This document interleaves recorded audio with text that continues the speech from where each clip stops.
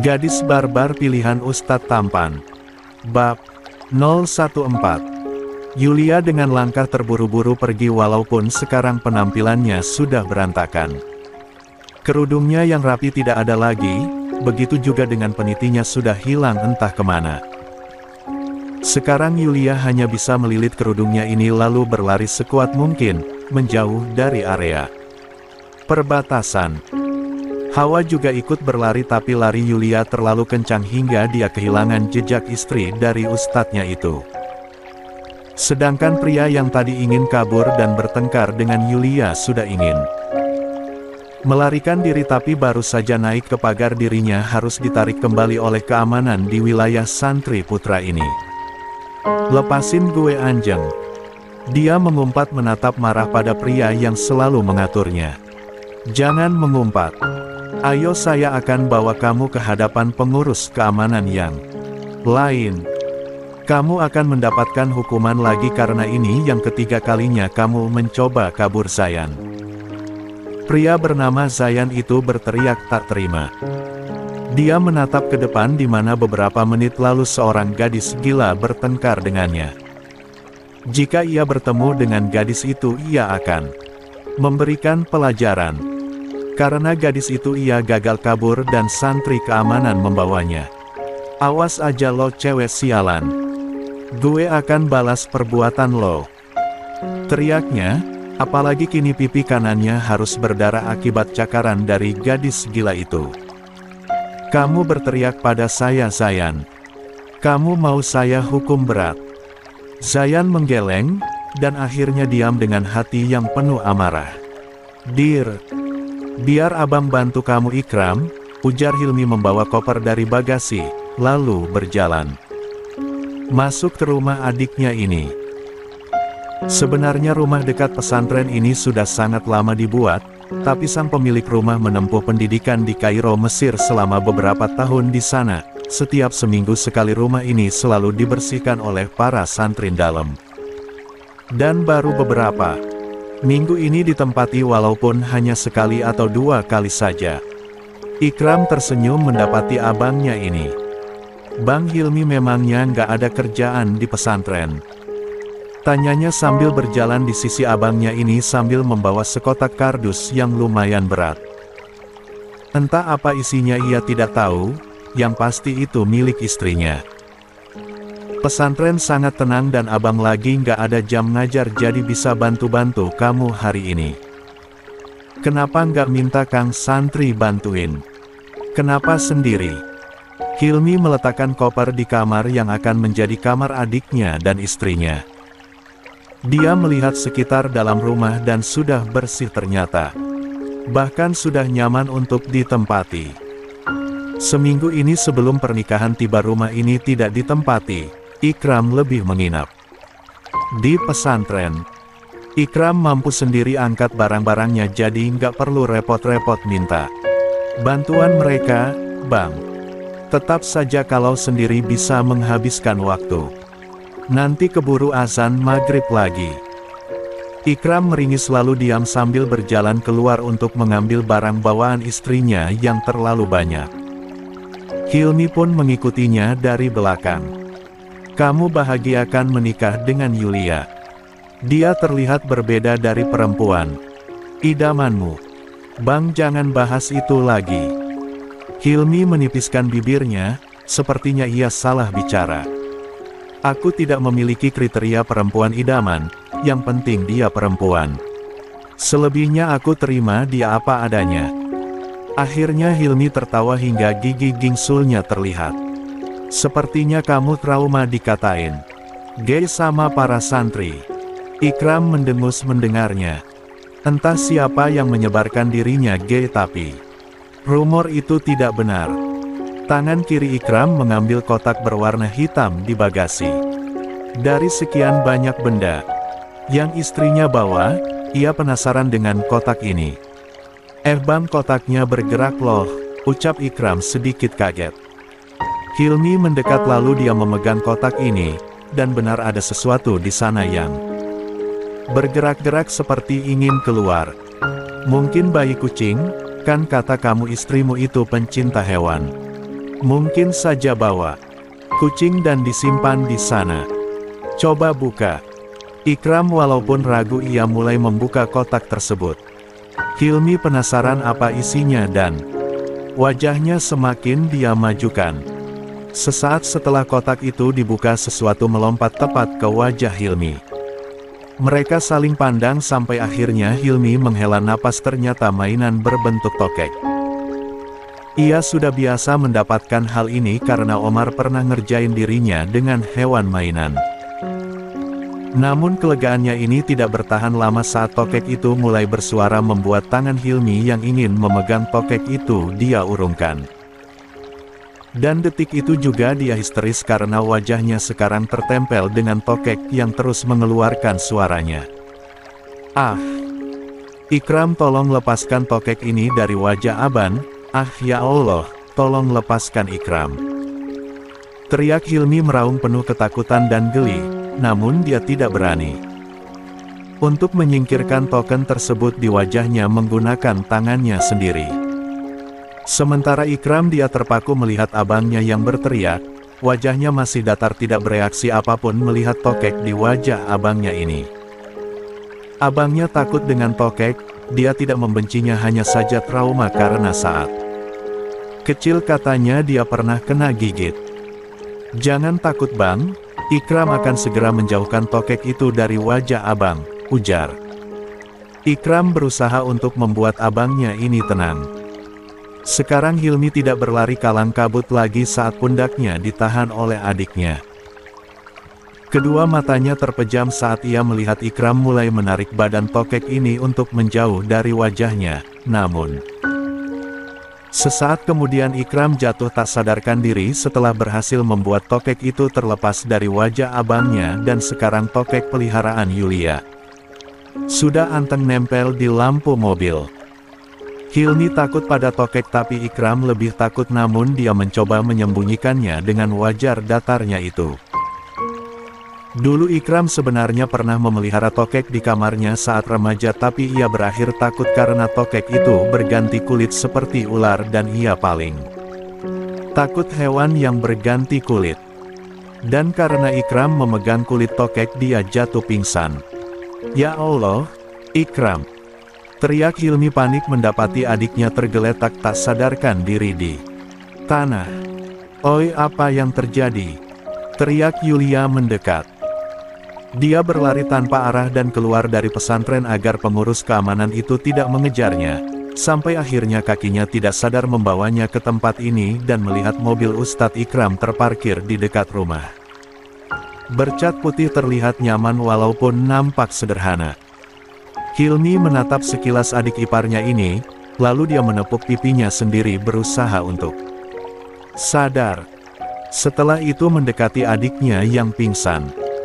Yulia, kamu yang bawa tokek di kotak itu. Dia menunjuk kotak yang berada di lantai. Dengan wajah takutnya, Yulia melihat lalu kedua matanya melebar. Di mana tokek kesayangan gue? Sepertinya tokek itu sudah akrab dengan Yulia.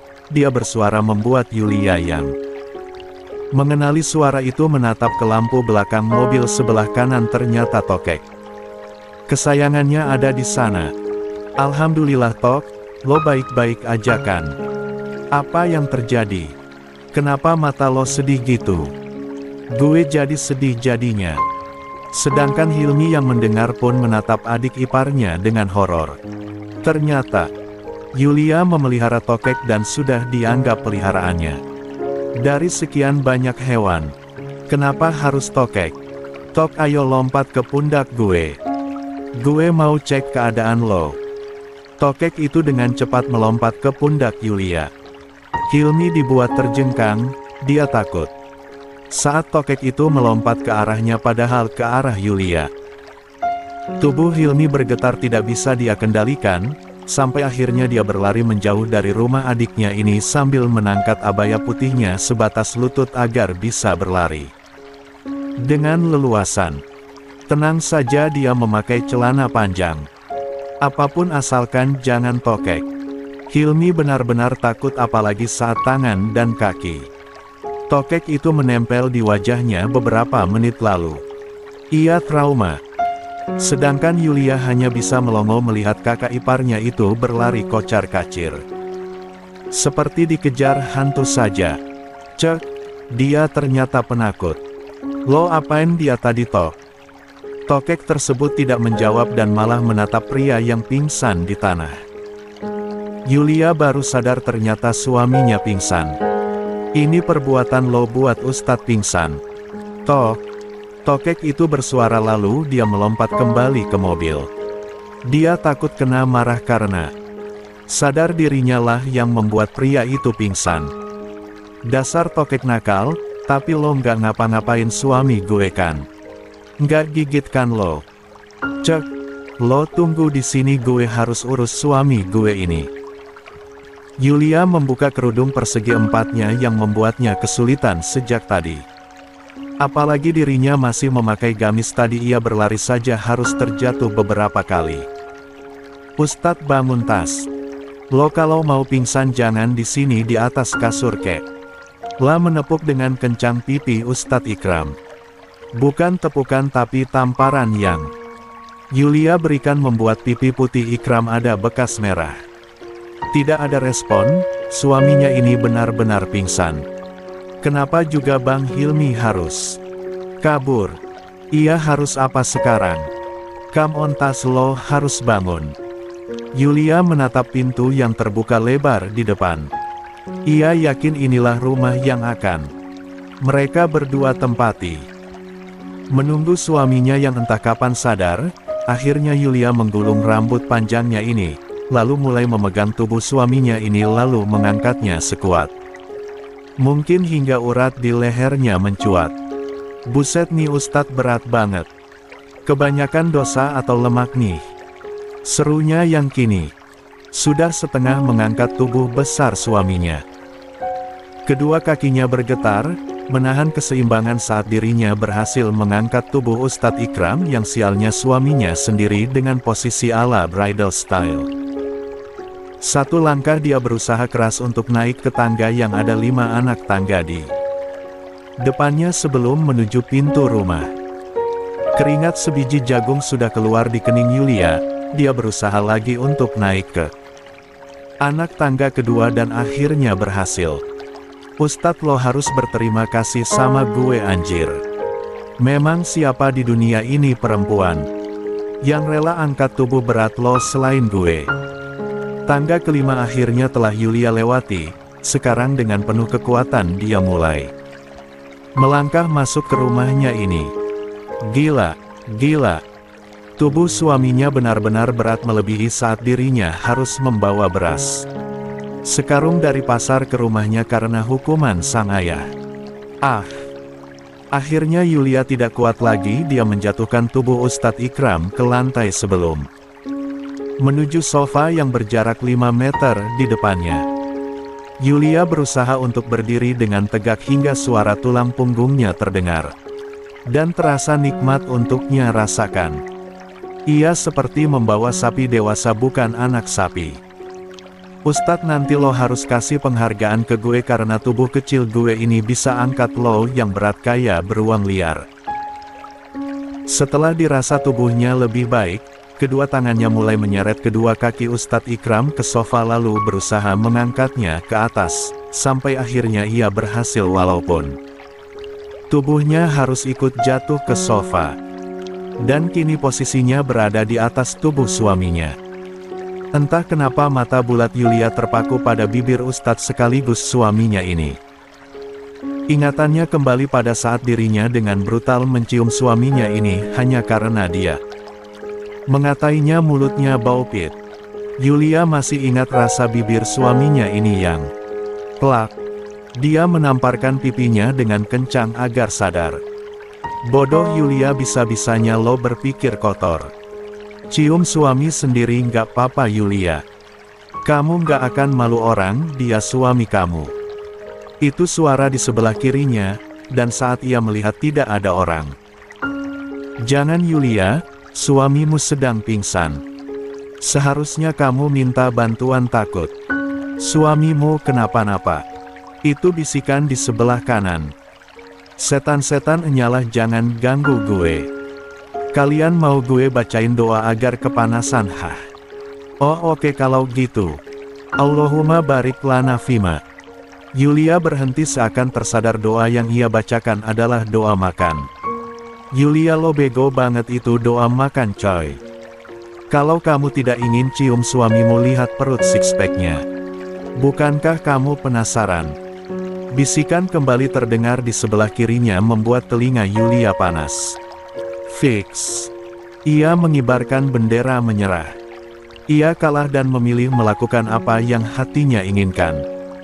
Kesempatan ini tidak ada yang kedua, ia penasaran dengan perut suaminya ini. Apalagi ABS-nya entah ada berapa. Jika mantan terakhirnya memiliki abs 4 entah dengan suaminya ini. Mungkin memiliki abs 8 kan? Bisa jadi. Kedua mata Ustadz Ikram seketika terbuka. Dia bangkit dari sofa lalu menatap sekitar. Kenapa ia ada di ruang tamu? Jam berapa sekarang? Apa sekarang sudah maghrib? Dia menatap jam di dinding yang menunjukkan pukul 5 sore lebih dan beberapa menit. Lagi azan maghrib akan tiba. Astagfirullahaladzim, apa yang sebenarnya terjadi?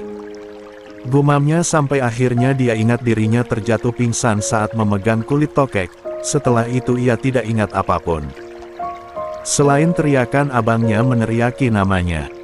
Tunggu. Ikram baru tersadar kenapa kancing bajunya terbuka. Kedua matanya melebar seketika. Dan siapa yang membawanya ke sofa? Ustadz Ikram bergelut dalam pikiran yang berkecamuk sampai akhirnya suara dari belakang membuatnya sedikit menegang. Akhirnya lo udah sadar Tas? Katanya mau naruh barang-barang gue sampai lo tega ninggalin gue di pesantren, tapi apa? Ujung-ujungnya gue yang beresin sendiri. Ustadz Ikram seketika menatap istrinya yang entah kapan ada di sampingnya. Kak, kenapa kamu ada di sini?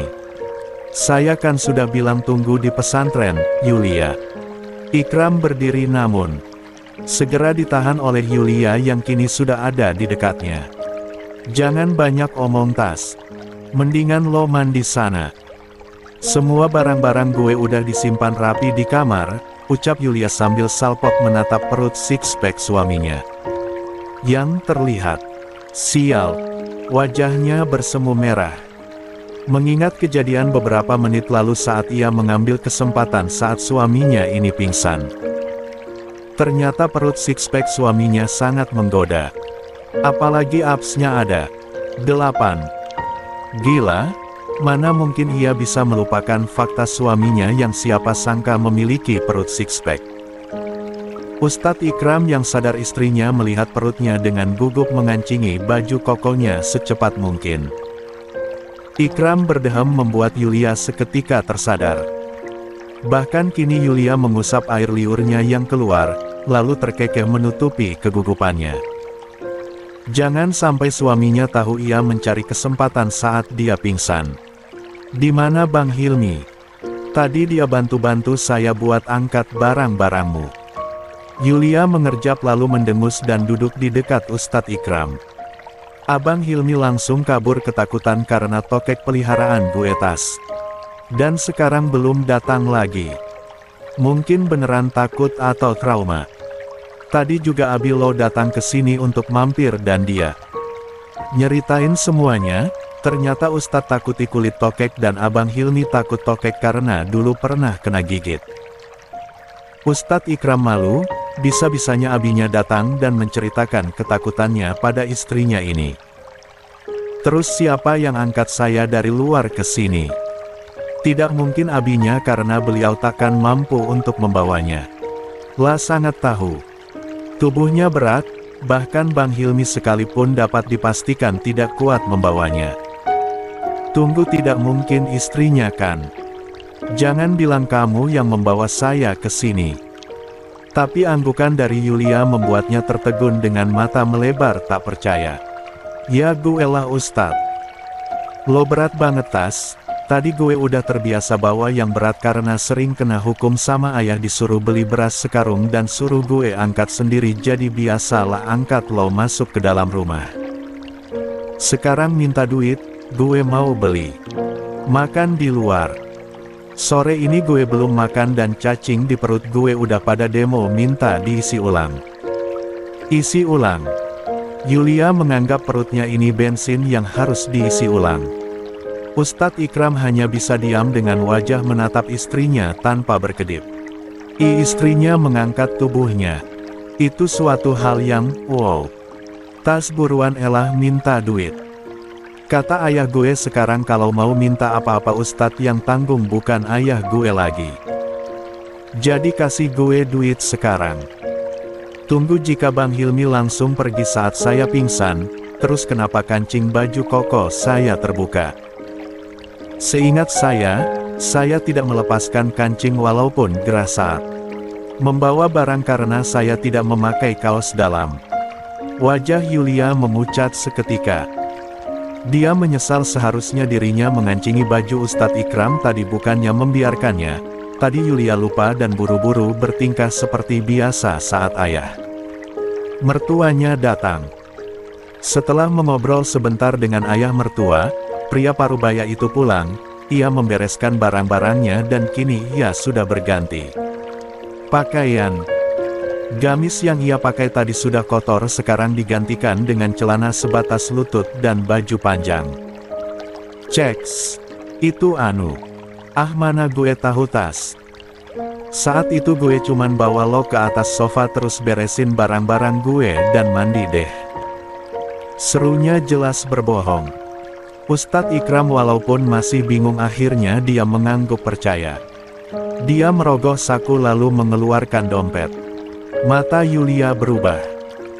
Jika saja bisa, matanya mungkin sekarang sudah berubah menjadi dolar sama seperti Tuan Krab, si kepiting mata duitan. Di dapur tidak ada apapun, karena kita yang baru pindah rumah.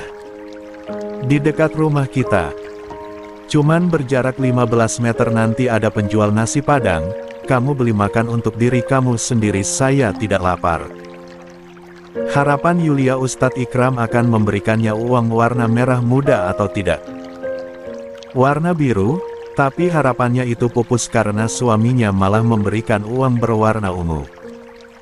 Tas, lo beneran kasih uang ke gue 10.000 doang? Serius tas? Nggak ngeprank, kan? Kalau prank mana kameranya gue nggak sanggup. 10.000 dapat apaan coba di zaman sekarang?